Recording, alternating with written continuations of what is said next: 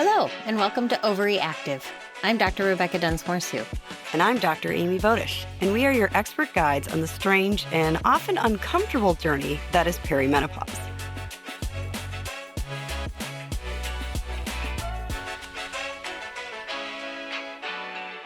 Hi, everyone, and welcome back to OvaryActive. I'm Dr. Amy Voedisch. And I'm Dr. Rebecca Dunsmoor-Su. And it's my sincere pleasure to introduce Stasi Kasianchuk. Stasi has been working with me at Gennev for many years now and is just the most amazing font of knowledge and experience and empathy for women in the perimenopause and menopause. I'm going to let Stasi tell us a little bit about her background and how she came to this work and her credentials. So Stasi, take it away. Thank you, Rebecca and Amy. Nice to meet you on this podcast. I've heard a lot about you, and so this is great to have that connection. And I am a registered dietitian and exercise physiologist, but I will go into that in my background. So I've been a dietitian now, we're going into 12 years of being officially credentialed as a dietitian. However, working in both exercise and nutrition for almost getting close to 20 now. So it's been a wonderful combination of things that I've came through my own interest, and then working in both academia, college athletics, some precision health work, and now here at Gennev, I've been able to really combine the aspects of physiology and nutrition that I think really lend itself to supporting the peri to postmenopausal woman in a very special way. I'm going to call it there. We've named this podcast New Year, Same You. We use this phrase a lot at Gennev. And really what we want to talk about are sort of the metabolic changes of perimenopause. How do we manage those? How do we seek really good health through the perimenopause and into the menopause? But we call it New Year, Same You because, we often see people make totally unattainable goals for themselves around the new year, don't we? I've never done that. I don't really know what you're talking about. I'm sure Stasi has not either. Nope. Never. Yeah. And, they make goals around exercise, they make goals around weight. And then the first day they slip up, they think, throw it out the window. I can't possibly achieve this. Forget it. We want to reframe it. You're not going to make massive changes this year. It's not going to happen. But you can make small, subtle, and really important changes, especially in perimenopause, that are going to have long-standing effects. So maybe let's instead take time at the end of this year to celebrate what we did for ourselves last year and not beat ourselves up about the things that we didn't obtain. I actually totally agree. I think that's such a great way to frame it. One of the points that I think is really important in this particular podcast is that we really believe that you could be healthy at any weight, and you can also be unhealthy at any weight. I mean, personally speaking, some of my unhealthiest have been when that number on the scale has been the lowest. So it's like, oh, yay, I made this goal weight, but I'm just, basically crawling to the finish line here because I'm so depleted.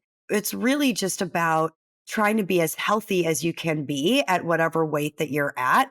And I always like to say, weight is just a number, and it's your relationship to Earth's gravity.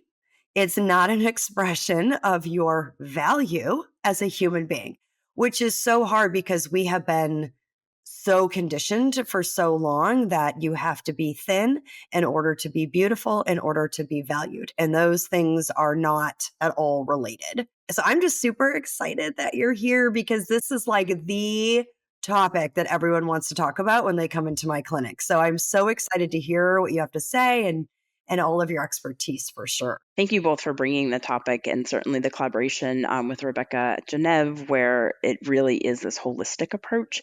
And I shared this with Rebecca before, in that when I first started working, especially in the exercise field about 20 years ago, there were a lot of physicians, I won't say they were against exercise, but they didn't know necessarily. That wasn't their training. And so there wasn't the collaboration that I see now. And I'm so grateful for the collaboration with physicians, especially OBGYNs, when we're looking at women's health. Yeah. Yeah, it's so important. We're not well trained in exercise or in diet. Really, in most things. Yeah. Or menopause, really. So Yet here we are. Here we are. I also want to make a point that one of the biggest things that impacts your longevity and your health is your genetics. People can do everything right and still have health challenges, and you can do everything wrong and live to 100. So beating yourself up over every single choice you make or everything you put in your body is not helpful, right, Stacey? No, and thank you so much for framing this around the genetics. I think people forget the impact of that. This is a podcast, so we may not be able to see, but if you see the video, I will say for myself, I'm someone that's in a smaller body, and part of that is my genetics. Part of that is also my lifestyle for sure. But I think there's certain things that we have to make sure that are also not glorified, right? That aren't, oh, well, that person is doing all the right things. Genetics plays a huge role. And there are lifestyle strategies that then can align with the genetics, can align with the physiology. And ultimately, to your point around, let's stop the guilt and shame spirals. It doesn't serve anyone. And there's enough of that for women in other areas of our lives. So, if we can reduce that burden in one area, let's work on doing that. And I think that's, if you want to resolute to do anything this year, let's stop the guilt and shame spirals. That would serve you the best of all things, for sure, hands down. So, Stacey, one of the things we hear a lot from women during this time is both about weight gain, but also redistribution. What are you hearing when you work with patients? Yes, it definitely is both of those. And, to Amy's point, a lot of times the easiest way to measure something is jumping on the scale when we're looking at changes. And so women are expressing, I'm seeing a change in weight. I've gained X amount of weight in this amount of time. Or all of a sudden I noticed it was like a little bit of weight and then it just kept going. But then they're also noticing, oh, my clothes fit differently. Or another complaint or concern that I'll hear is, I just can't move the same way, or it feels like I'm carrying more even if I do try to do any type of movement or exercise. And so these changes are noticed. They both see them, they may measure them, and they can certainly feel them. One of the things I think Amy and I hear a lot is about the weight in the middle. I never gained weight in my middle. And now it's all coming on. We like to call it the life preserver of perimenopause. And they're like, I've always had a flat stomach, or that was always my thing. I had the abs. And now they're like, what is this? Like, it may be nothing else is changing, but this middle, that's where, the pants aren't fitting. You feel uncomfortable. You're bending down to pick something up. And there's this fat roll there that wasn't there before. That doesn't feel good. Doesn't feel good. And I think that the layers too that we talk about around the influences of diet culture and where that desire for that flat stomach comes from what is the thin ideal. And this thin ideal gets you a privilege. It gets you things. It makes sense that people want that. There is certain levels of things that you get from having that body type, or you're told you get. And adds a lot of layers to it and makes it certainly uncomfortable for a lot of reasons. It does. And we need to remember this wasn't always the ideal, right? If you look back in paintings, women were curvy and bumpy and, had big boobs and big hips and big stomachs. And that was normal. I deserve to come back in the Rubenesque era. I know, seriously. I mean, come on, people. Yeah. There is no amount of dieting or starving, which you should not do. It's terrible for you. Right. That will ever get me to today's body standard. It's just not going to happen. No, we are not meant to be waifs. That's starvation. No. Heroin chic? Why? That's not good. That's not healthy. That is not what we need to be obtaining. No. Thank you, but no. And I also tell people, think about your grandmothers. Whenever I get upset about my sort of apple shape, which is just the shape I am, I think back to my lovely, wonderful, empathetic, kind, barrel-shaped, bearded Greek grandmother. And the Polish one, and the German one, and the Scottish one. They all look like that. There is a way I'm going. And that's the shape of our family. One of the things we sometimes talk about with patients, and Amy, chime in on this, is that some of this is actually in perimenopause. We talk about the ups and downs of estrogen. And one of the things that estrogen drives, so getting into the physiology, is the level of sex hormone binding globulin that's in our blood. Mm-hmm. And sex hormone binding globulin is this huge molecule that pulls estrogen and testosterone out of the blood and holds it unreadable, right? Right. It's like a sponge, kind of soaks it up. It's like cleaning it up out of the bloodstream. Right. And as estrogen levels dip and this goes down, the one thing that doesn't dip, and I know this is against every influencer's advice, but the one thing that doesn't dip is testosterone. Right. And how does testosterone make you gain weight, Amy? It loves to make us put fat on in our bellies. Yeah. That's its fun little thing that it's doing for us. So when women come to us and ask for testosterone in the perimenopause because it's going to help them to lose weight, we have to say, actually, Nope. it impacts the redistribution a bit. You may not be thrilled with the results. Another point I'd like to point out is the redistribution. Of course, the number can be going up on the scale, but sometimes people are like, oh, my weight's the same, but I have this pooch. And there's this redistribution of kind of where our fat is. And like, it loves to be in the midsection. That is a super happy place for it to be for us. And it's trying to help us. Abdominal fat, we've said this before, helps to make a little bit of estrogen. And so our body's trying to do us a solid. It's just that it doesn't understand that we're in 2024 and that's not the way society wants us to look. I'm so glad that you bring this up, and I'm hoping anyone listening right now is having aha moments. Whenever I share that with patients, there's a sense of relief, and that it's not my fault. And so I think, that piece of having that understanding of the physiology, and that's how we educate them on, hey, sorry, yeah, you didn't get this information. We're making up for lost time. Now we're telling you. And your body's working for you. Your body is designed to survive. It is doing what it's supposed to do. Now let's talk about limiting the fighting of that. I always tell people physiology is always going to win. Yeah. You fight, like, what are you thinking? Maybe you disagree or agree, but I don't like the term biohacking. I'm like, why? What are we biohacking? The body knows what to do. Like, the body already knows what to do. Let's work with the body. Let's support the body and what it already knows how to do. And I promise you, you're going to get better results. Hacking in general, anytime you're using the word hacking, it's probably not like a good thing. Right. So why don't we just not do that when we're trying to talk about health? So we kind of started to talk a lot about like health at any size. So should we be talking to people about losing weight and dieting? Like these are words I don't love, but they're just such a part of our lexicon. Like, how do you reframe it? Often patients are coming with these weight concerns that can run the gamut, and often there's a health component to it. And whether they're worried about their own health, they're worried about because family history certainly should be taken into account, and there are factors to account for there. And we have seen that in scenarios where there has been weight loss, we can see improvement in health metrics. However, when we use that dieting mindset, it comes back to more of that restriction, and that can start to feed into that guilt and shame that we talked about earlier. So often, after helping to explain the why behind things, reframing on, let's talk about how we support your changing physiology rather than against it. And what I want to help women to be able to implement is something they can do for the rest of their life, not the next 6 weeks. Because that next 6 weeks just starts that spiral again.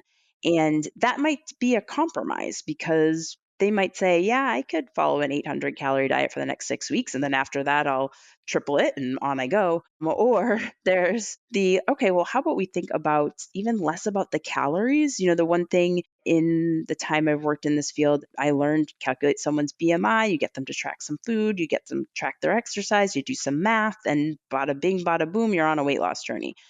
And after doing that enough time, I realized I'm like, this doesn't work. If only. Yeah, It was right? that easy. That easy. And so really rethinking that, how do we have more of an additive mindset? How can we reframe to think about what's reasonable for the rest of my life to do? I have several patients right now that are jumping into this around the holidays, and I'm like, wow, good for you for tackling these changes right now. But it's also can be an opportune time, because if you want to be able to celebrate the holidays for the rest of your life, then let's think about how we can realistically incorporate this into your life, not say, well, I'm going to start now and I'm going to forego Christmas dinner because that's my plan. Like, that's not realistic. Let's Right, make this that's not a realistic plan. and doable. No, it's a terrible plan. I love Christmas dinner.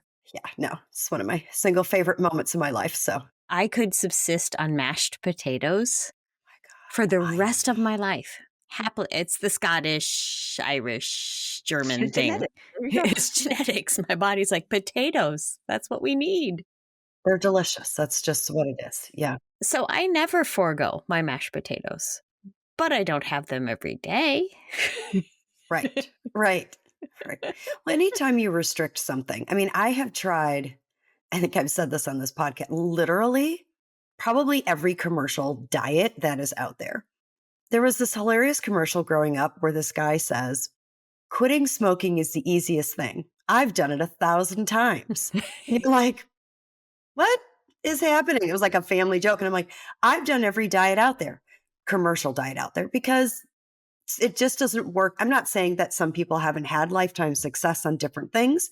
Everybody has to find what clicks with them and kind of what works and resonates with who they are, but clearly was not working for me. So I am very excited about the tidbits of information we are going to learn here today. Right. And I think the other thing to keep in mind is that physiologically, it is harder to lose weight once you hit perimenopause and menopause. We've studied this. There's data that says you can do the same thing you did when you were 20, and it's going to take at least 4 times longer to take pounds off. It's not you.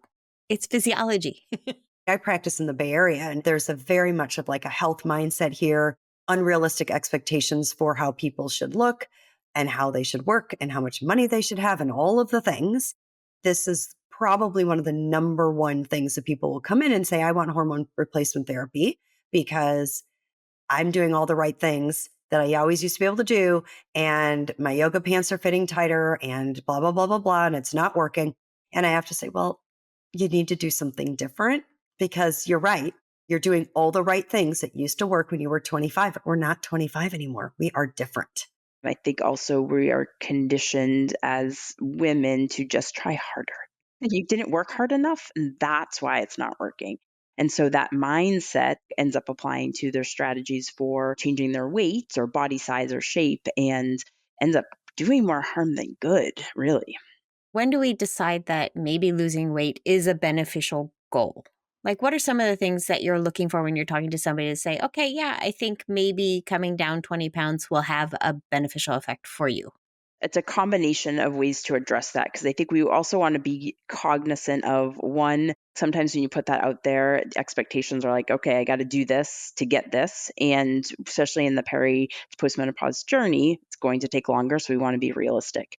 I would say what we want to think about again are what are the health concerns that come with the weight component to them. So if a patient does have significant family history of cardiovascular disease, they have cardiovascular disease, they have some metabolic concerns, diabetes, prediabetes, even other conditions, I would say inflammatory conditions can sometimes notice a benefit with a change in body weight. However, the other thing I always remind patients is it's not in isolation, it's in combination with the behaviors that support that.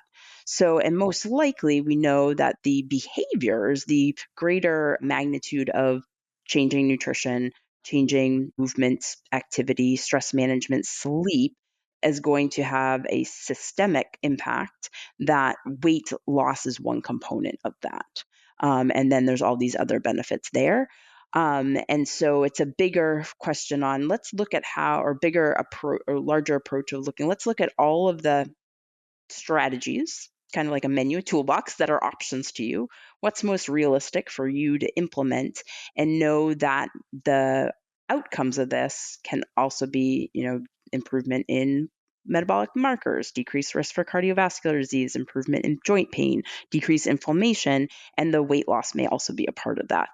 And trying to really make it like a holistic approach and a part of the puzzle, not the only thing, especially since sometimes it's a certain amount of weight and sometimes it's not. You can also get the benefits with or without the changes. That's an excellent point, and I'm glad you made it. Let's dispel another myth.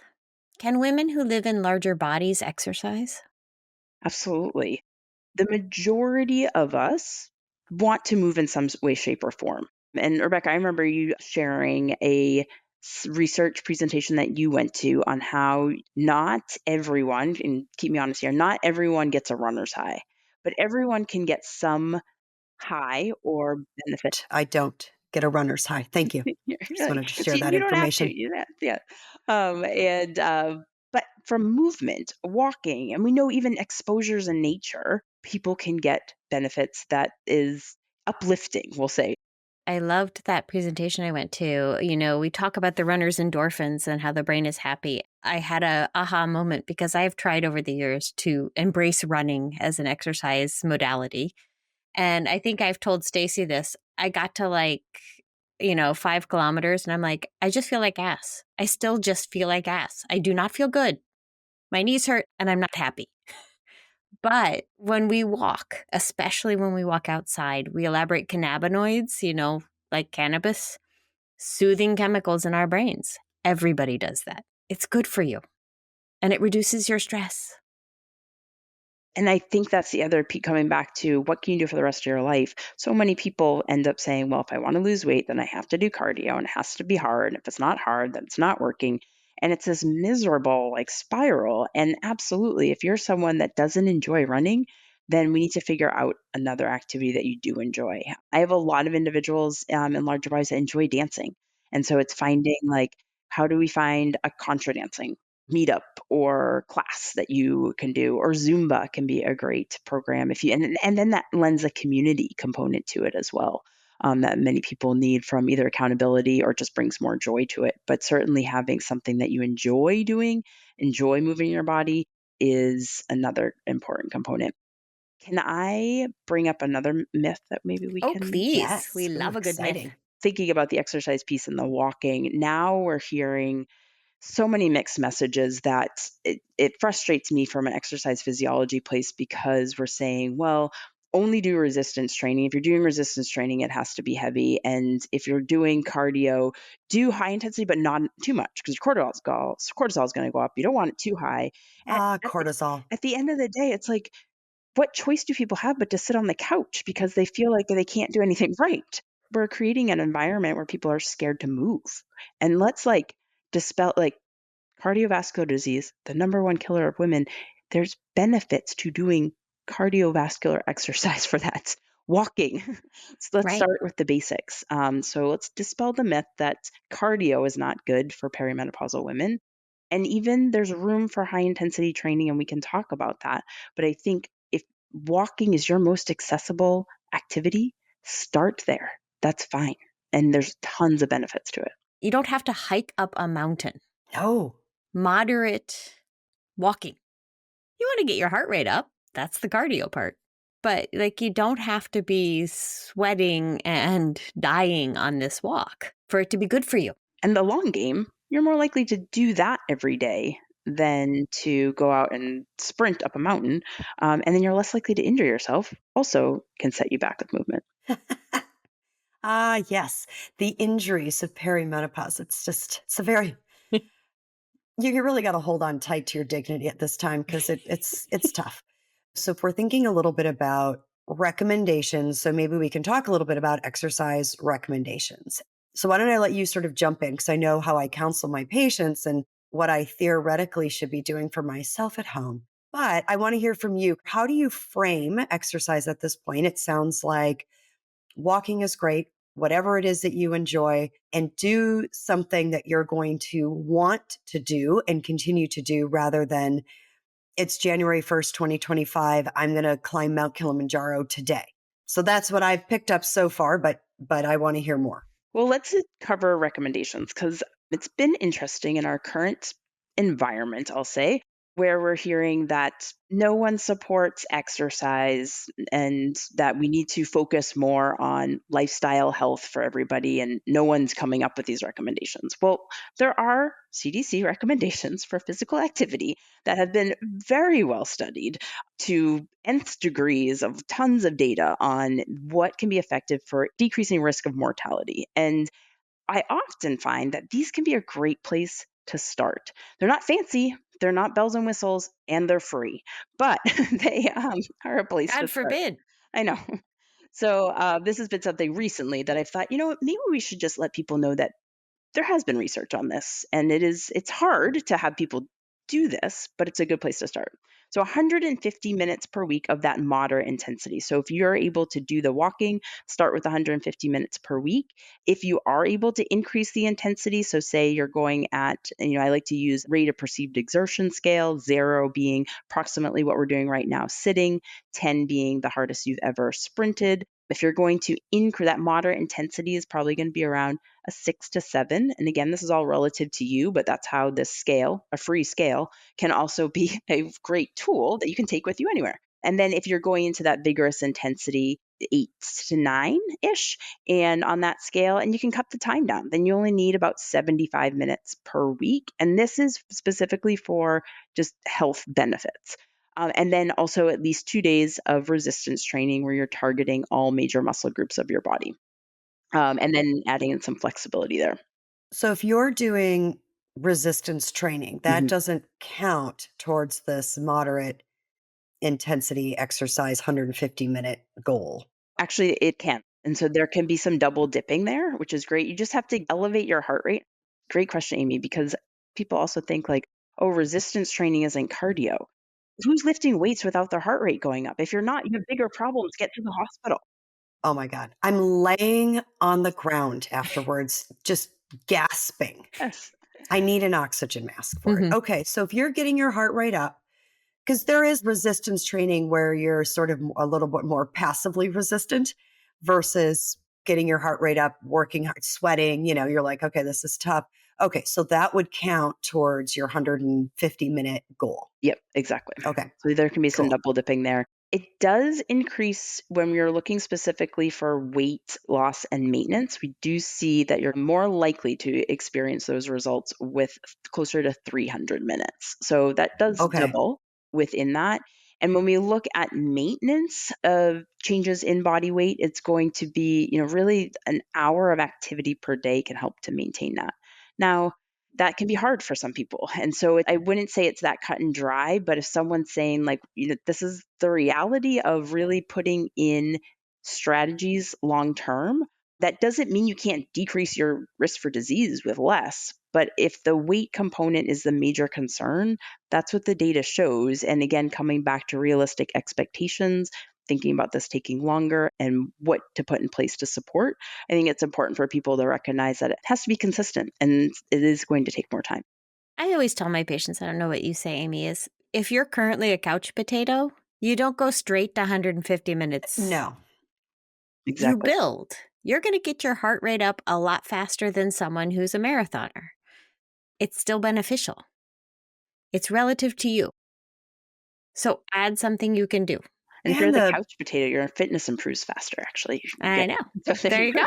So I just feel really good about that statement. So big goals are going to be accomplished for me in January. One of the other things that I like to say is sometimes it feels very daunting to carve out a half an hour or an hour. So how do you feel about breaking it up? So let's say you have 10 minutes here and 15 minutes here and 20 minutes here. Like if you think about your day, it may not be sustained over an hour, but how do you feel about breaking it up? I love breaking it up for a number of reasons. One, it can be more feasible to just think about that. Two, we know in our current sedentary lives, I work telehealth, right? So there are days where I am just sitting all day long. We're starting to see even individuals that might do an exercise session before or after work, that not moving during the day still has some consequences, that especially when we think of metabolic health and blood sugar regulation. So getting up and moving throughout the day can have additional metabolic benefits. If you can, do it around a meal, support that pancreas and less insulin production to remove the sugar from your blood. Those muscles will help do that work. And it can feel more manageable when you're like, oh, 10 minutes feels so much easier than 30 minutes. You can actually do that. I had a colleague the other day who called them exercise snacks, which I thought was like so cute. Like I'm going to have a little snack, but it's going to be an exercise snack. And I remember when I had gestational diabetes in my first pregnancy and, you're monitoring your blood sugars and what a difference it would make if I walked. I was also like sort of on bed rest. It was like a great combi. When was given some freedom and I could move after I ate, my blood sugars were so much better than if I wasn't able to. So that was like fascinating to me, where I was like, oh, that timing around eating. And and you look at like the Italians and they go for what does my husband call it? A passeggiate. Yeah. Passeggiate. Yeah. I don't think I pronounced that correctly, but That's okay. and they walk after meals. It doesn't necessarily have to be a vigorous walk, but they're out moving and they're doing like the European courtyard plaza situation, which is just fabulous in all ways. Oh yeah, no, there's some Europeans that got this right in terms of a lot of things. But yeah, that intermittent movement that brings up the term metabolic flexibility. And I think a lot of people don't understand that we want our body, we want our cells, our mitochondria in our cells, those energy powerhouses of the cell, to be able to switch between using fat and carbohydrate, the fuel sources we get from food and are stored in our body, in an efficient way. And we can support that efficiency through both exercise and nutrition. But I think that's also a reminder we need fat and carbohydrate too. So let's not demonize those key nutrients that are important. Like Yeah. mashed potatoes. Like mashed potatoes, which have fat and carbohydrates. The combo. It's the dream team. So we've sort of moved into the nutrition side of things. I know everybody is different and every body is different. And when you work with patients at Gennev, you make very specific plans based on people's goals and physiology and what's worked for them in the past and how they live their lives. But are there some general food recommendations that are supportive during this perimenopausal time? I do love starting with the fiber and protein for a couple of reasons. We're adding them. Let's add things back in. I'm taking notes Yeah, for I love our adding listeners here. things. add versus taking away. No matter what we're doing in life, right? Whenever someone says, I'm going to have to take something away from you, I don't know if it's like rooted in all of our childhood and sharing toys and things, but that whenever you have to take something away, it just doesn't feel good. When someone says, I'm going to give you something, like it just feels better. So I'm going to give you protein and fiber. Let's work on that. So those are the starting points. The other reason I talk about that is because when we're thinking about that changing physiology, that decrease in estrogen that's happening, decrease in progesterone, there's an impact on the muscle, and that ties back to some of those changes in body composition. And so the way I explain it is that we don't have the same levers, we don't have the same, some people would say, tools available to us in the perimenopausal phase that we did premenopausal. That estrogen is naturally declining, and we need to pull on something else, pull harder on another lever to support muscle metabolism. And that other lever in the case of nutrition is protein. And so we want to look at increasing that amount of protein. Another myth I want to dispel is that not every perimenopausal woman needs 100 grams of protein. This started just like getting spewed out there, and I have had like such a hard time. I'm like, I have been taught that, the amount of protein is needed is based off of body size. And I'm like, who thought 100 grams of protein was a good idea to throw out? And, I go back to even working with college athletes, and I worked with linemen, and then I worked with cross country runners. And I'm like, who would ever tell them that you both need the same amount of protein? Like, it doesn't even make sense. But yet, this 100 grams of protein for all perimenopausal women is sprinkled throughout. That's a lot of protein. That is something that's very common. It's like you want to aim for 30 grams of protein per meal and then snacks. So it's about 100 grams. I mean, I used to macro count, talk about a one-way ticket to a restrictive eating disorder. Wow, that was intense during COVID. And their goal for me was like 120 grams. I'm like, what? I'm basically eating egg whites. Like, I was like, I cannot. Yeah. I mean, just volume. The way that I talk about it is that most likely most individuals I work with could benefit from more protein. But let's start looking at what that looks like. And let's first make sure that when you're eating, you have a protein and a carbohydrate source, because when we think about blood sugar management, that's going to provide a better blood sugar response, a more optimal blood sugar response. They're going to have less of a blood sugar rise. So again, that protein is helping to, your pancreas does not have to secrete as much insulin. And so there's a better blood sugar response. So that's a great place to start. And that also helps people to think like, oh, I did just grab a bagel for breakfast. Probably could add some protein there. Yeah, my snacks are usually just a bar of some sort. So, or just crackers. I can add some protein there. So with that combination, you kind of set that foundation of just start thinking about including protein with all of your meals and snacks. And then if people do want to do the tracking, and I'm so glad that you mentioned the tracking can be a very slippery, dark trail to a restrictive eating disorder and that restrictive mindset, which also doesn't help during this phase. However, if someone either wants to track or is dead set on it, we can use it to just see where are you at right now. Like, let's just look at protein and fiber and see where you are. If you track and you find it helpful, let's take a little snapshot, do a little inventory, see where you are, and then is there room to improve? And then let's connect that to how you're feeling. I think that's the other these blanket recommendations from influencers or whoever it may be. Women override what they're feeling. They will be like, I am so full. Help me figure out how to get more protein in. And I'm like, you want me to tell you how to eat more so you're more uncomfortable? Like, Right. let's No. listen to the body here. And so using that as feedback as well, and then integrating, and then you find, okay, this is the right amount of protein for me at certain meals. And then you figure out how do we implement that feasibly with schedules and routines and preferences. Yeah. And as a caveat, we do have some listeners, and I'm thinking of one of my dear friends Yes, who we is, do have some listeners, everybody. It's growing. The list is growing too. yeah, it's growing. So I have a friend who's an elite athlete. She used to be a sponsored triathlete, world Ironman. Like, she's incredible. And her needs are probably different than my needs, who is not an elite athlete. That's where it comes into really individualizing and saying that what she needs is different than what I need, right? So we just have to be really, sensitive to that too. It's really hard when people start to compare plates. Like, Oh my gosh. this Yeah. is what's on my plate and this is what's on your plate, where you're two totally different people. Yep. So let's not look at what, I've had people comment on what I eat or what I don't eat all the time. I'm like, it's just weird. Like, please don't do that. Like, it's okay. My husband actually said this, and very true, in terms of he's like, I never comment on anyone's bodies or their hair. And that's there's both of them. But It's the body, probably yeah, best. yeah. I'm like, I might do the hair, but the bodies for sure. There's bodies, plates. We're gonna put that eating. We can Yep. put that into that Don't category. comment on what people are eating. Yep.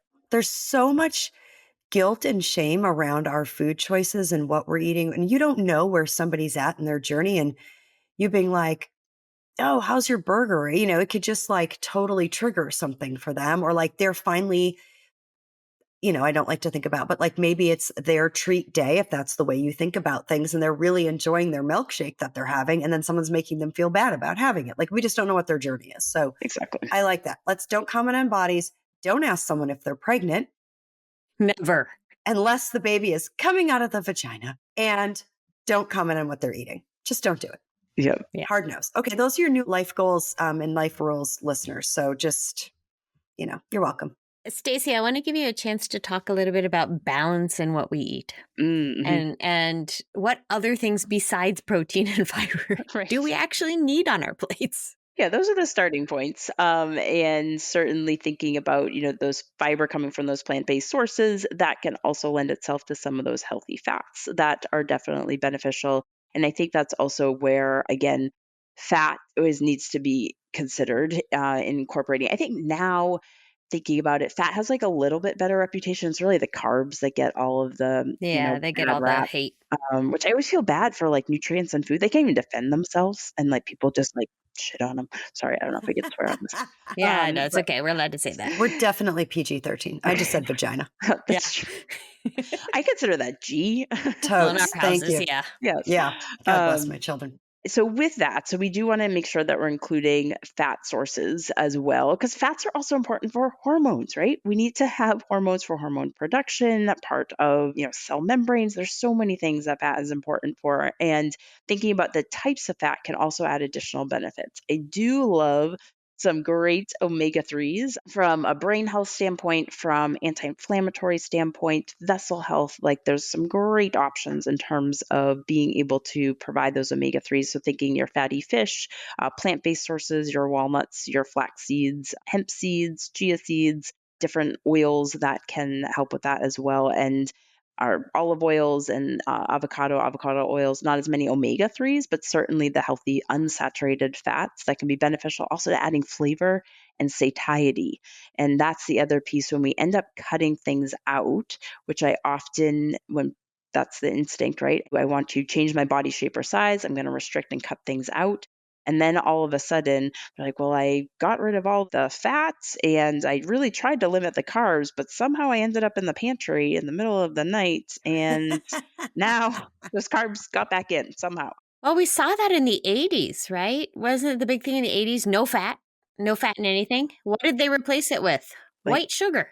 carbs, right? Or sugar replacements. Ooh, Oh, God. Yeah, those are really bad. taste awful and not Whole very. nother episode Yeah, exactly. We'll save that for on another sugar time. replacement. So I think those balancing, sometimes, for people that need visuals, think of half of your plate non-starchy vegetables, a quarter of your plate a lean or plant protein, a quarter of a plate more starchy or carbohydrates, so more of those complex carbs. I also like sometimes a ratio is helpful if people don't eat on a plate. So if you have a protein source and think of that as, size of the palm of your hand, quarter of the plate, and then you want double the vegetables.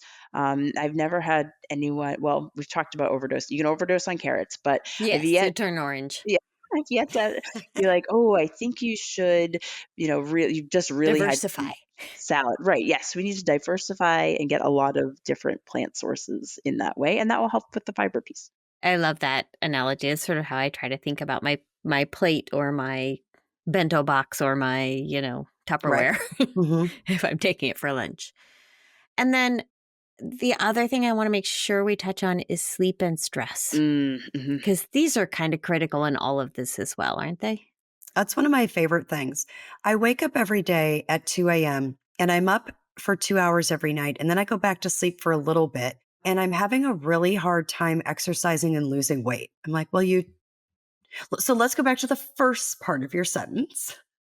Gonna need to start there. Yes, and that's where I love the collaboration with our OBGYNs, because the sleep hygiene is certainly important, and it's very important for a number of reasons, to support weight concerns. But when you can collaborate with an OBGYN that may be able to prescribe some hormone therapy, often that sleep piece can get resolved in a way that could be supportive of then being able to have the energy to move their bodies, have the energy to go grocery shopping, to have food that's available. I think so many people have great intentions. They know what to eat, but they have to get to the store to buy it. They have to plan the meals. And if you are exhausted, I will say that. I have 2 young children right now, and I'm a dietitian. I know what to eat. I'm like, meal planning. Takeout sounds awesome. Dino nuggets are great for you. Yes, exactly. Yes, very healthy. Yep. Dino Very healthy nuggets choice. for everyone. Yes, exactly.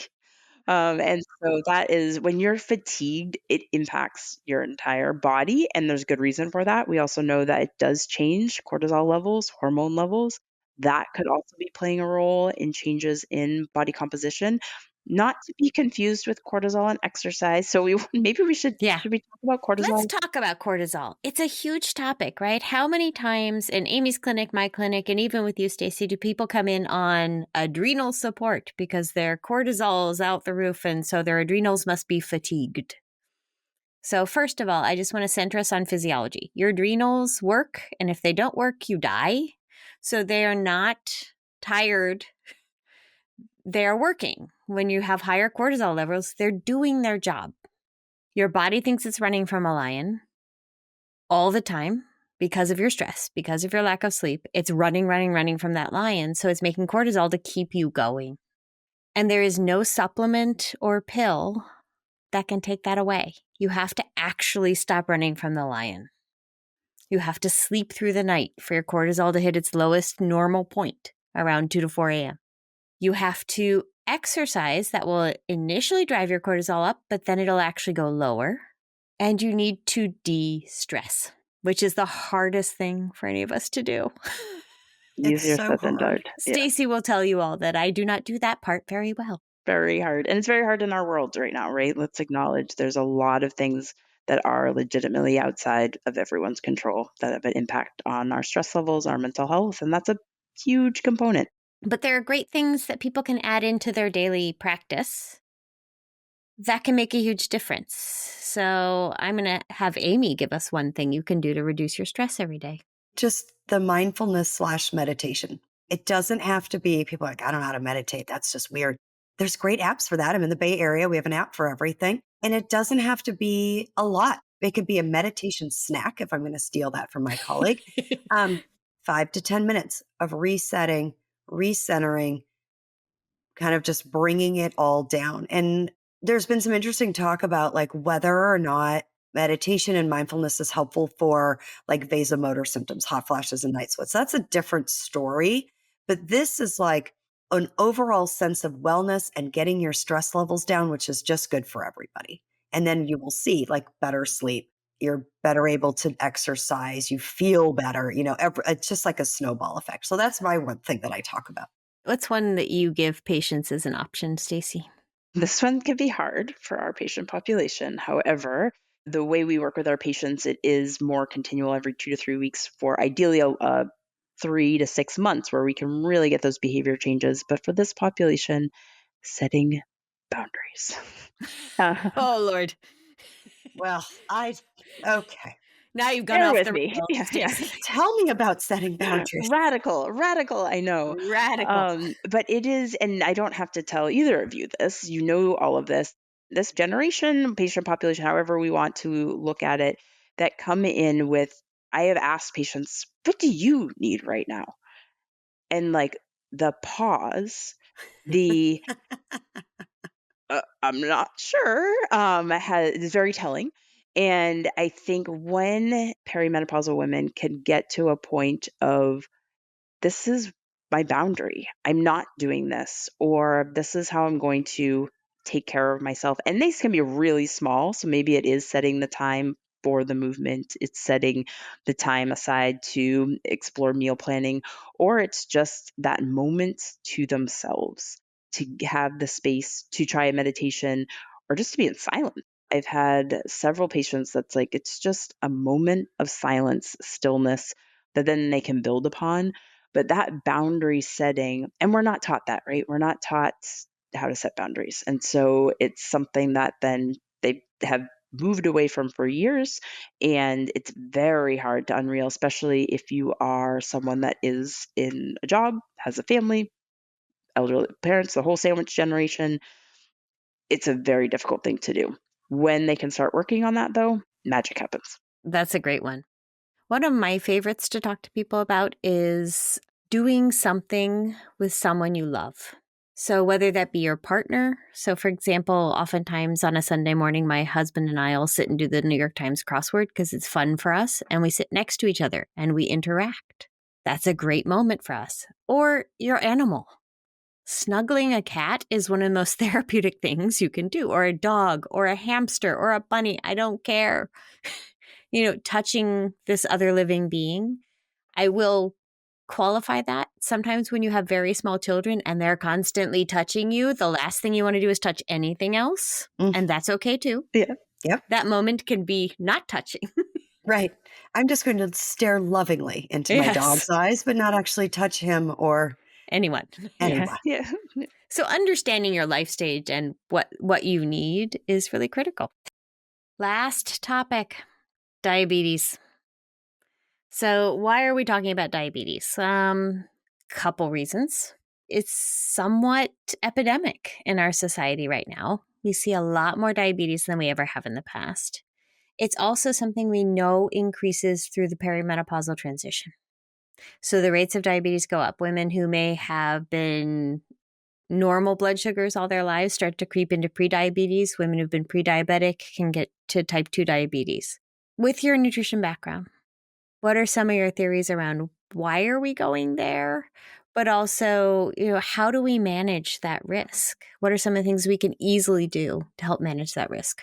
Oh, a lot of things. And as you OBGYNs know from maternal fetal development, right? So we live in a society that does have food environments that do make it harder to make the decisions that we've talked about, the protein and fiber, right? It is easier to choose more convenience foods that can be higher in food components that can either increase body weight, shape, or size, increased risk for diabetes and will go to the pancreas that secretes the insulin to work harder if we're really looking at the physiology, and just gets tired sooner because of having to process a lot of higher sugar. I'm going to interrupt you for a minute because I noticed you did something and I really love it. You didn't say that they were bad foods.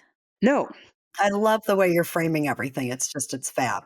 because they can fit, and we can't sustain on them alone. And unfortunately, this could be a whole nother podcast on zip codes and health, so we won't go there here. But that is a factor, and then that plays into the development of future generations, as we have individuals that might have diabetes, be an individual with diabetes, have gestational diabetes, and the impact on then future generations. So it's a big thing. Yeah. However, we have this food environment that we have to be thoughtful on. And from a marketing sales standpoint, right, food companies don't want us to be thoughtful. And so there's a lot of things that are playing at this. So that's playing a role in our increased risk. And certainly our lifestyles on more sedentary behavior. We want convenience, and there's a balance there. So we have to make the effort to move in a lot of situations like we talked about earlier. So that's setting the framework. When we look at how can we decrease that risk, it's also multifactorial. It's not one thing that's causing it. So we have to peel back the layers with a lot of different strategies around that. Before I go into that on the perimenopausal piece of it, what are you seeing clinically, with your patients as well, that maybe you didn't see 5 years ago, 10 years ago, or the things that are standing out to you right now? For me, it's a combination. There's increased awareness. So Yeah. you can buy a continuous glucose monitor over the counter.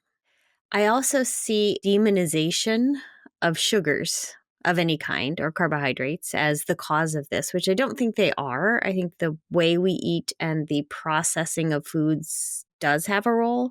But I'm just seeing women at higher hemoglobin A1C levels across the board. We're all affected, even those of us who try very hard to eat well. I'm glad you brought up food deserts and sort of the access issue, because one of the other things I remember seeing a lot when I worked in downtown in a city is that there are areas with no grocery stores, and there are whole generations who don't know how to cook. They don't have a choice but to eat processed or prepackaged foods because they literally don't know how to make food because there was no opportunity to learn. Yeah, so it's multifactorial in that way. Amy, what are you seeing, especially in your area?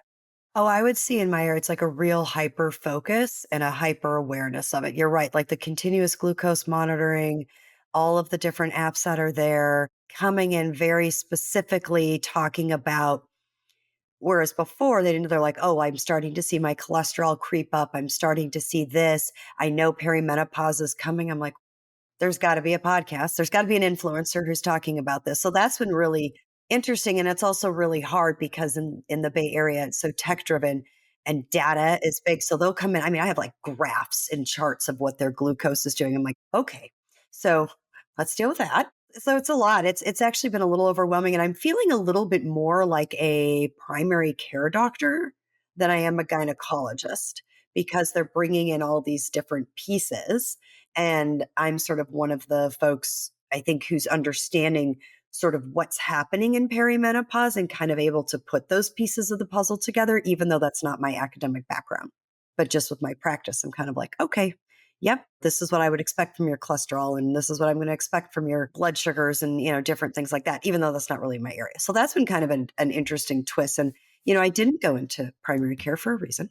Yeah. Look, the patients are pulling you in there. Yeah.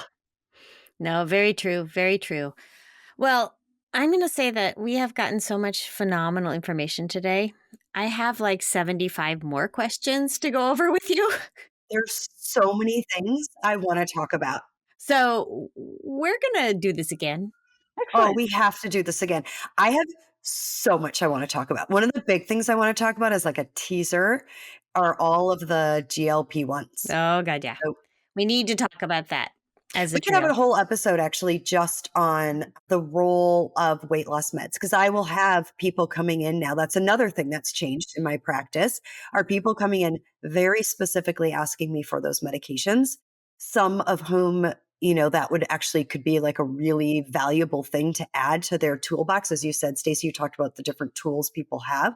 So that I think would be really fun. I also think talking a little bit more specifically about the toolbox. What are all the different things and kind of more specific examples of some kind of, again, like every person's so different, but like some more generalized, more specific general ideas. Yeah. That makes no sense. We can dive in deeper. We've only scratched the surface, and certainly there's more to be discussed, and this patient population deserves to hear it. Yeah, no, absolutely. I'm sensing perhaps a recurrent guest. Oh boy. I know. I'm just saying. We're just going to keep bringing you back. I know. Thank you so much for your time today. It's been so lovely. I have also heard so much about you, and it's so exciting to have you here. And it's just wonderful. I'm so happy that you were able to spend your time with us. I know how busy you are. If you have one thing that you want to leave perimenopausal women thinking about, you deserve to nourish your body and add to it, like we talked about. We got to start changing that. We deserve to treat our bodies with care, and they'll respond back in positive ways. And remember, you're not crazy. This is really happening.